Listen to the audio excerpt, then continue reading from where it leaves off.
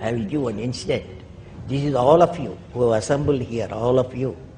Remember this incident. 1979, SLV-3 satellite launch vehicle, I was the project director, mission director. My mission is to put the satellite in the orbit. Thousands of people worked nearly 10 years. I reached the Sriharikota and it's in the launch pad. Countdown was going on. T-minus 4 minutes, T-minus 5 minutes, T-minus 1 minute, T-minus 40 seconds. Computer put a hold. Don't launch it. Computer says don't launch it. I am the mission director, I have to take a decision. Everything is on. Behind me there are 6 experts. They saw computer database coming in and screen, and they see the pictures in the screen. They said there's a problem. The problem is there's a leakage in the system, in the control system. But immediately they calculate no problem. We have got sufficient fuel and oxidation for control system. It controls the rocket to the required altitude, and we can go ahead. Now, of course, my expert's view, but I took the decision. Problem is mine. Finally, I took a decision. I bypassed the computer. I launched the system. Okay, I launched the system. This fellow went. First stage worked in a 4-stage rocket, and second stage got mad. It went to spin. Instead of putting the satellite in the orbit, it put in the Bay of Bengal. 1979, it was a failure. It was a failure. First time I experienced my failure. How do you manage the failure? Success I can manage. So at that time, a great man, a great leader, Professor Satish Dhawan, he comes to me, I am very tired working nearly for months. He wakes me up, come, let us go for a press conference.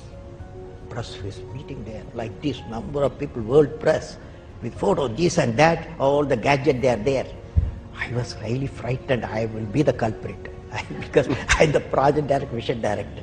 What Satish Dhawan said, Chairman, Indian Space Research Organization, said, dear friends, we have failed today. It's the first time I have to do all the success. All the failure is, I want to support my technologists and scientists and staff so that next year they succeed. So he took the whole blame himself. And then media asked, you have put Bay of Bengal so many crores, you have put it. Like that, a lot of criticism. He received the criticism. He assured them in a year we will succeed with our team. It's a very good team. Next year, here only interesting happened. Next year, July 18th, 1980, when he succeeded, Professor Dhawan said, you go and conduct the press conference. Do you follow what this means? It means when the failure occurred, the leader took it up. When the success came, he gives to his team. That's the first. So I feel that talking about success is completely a big waste of time. Instead, let me tell you very honestly, whatever happened to me happened because I've always been terrified of failure. I don't want as much to succeed as much as I don't want to fail. I come from a very normal, lower middle class family. I saw a lot of failure. My father was a beautiful man and the most successful failure in the world. My mother also failed to stay long enough with me to see me become a big movie star.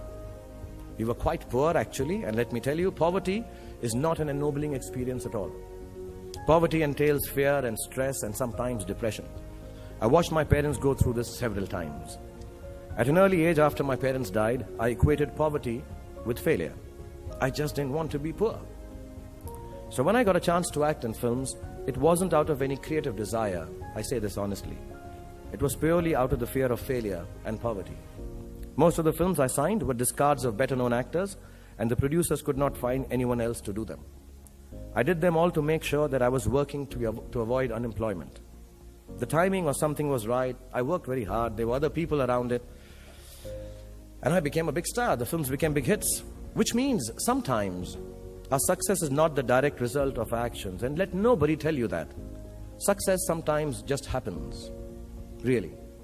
It is accidental and we have to take credit for it. I do it sometimes Surely out of embarrassment. So I believe the true path to success is through the fear of failure.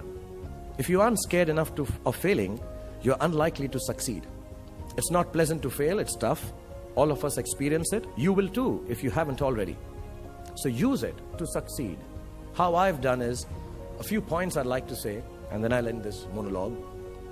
Firstly, it's not the absence of failure that makes you success, that makes success. It is your response to failure that actually helps to buffer the reverses that you experience.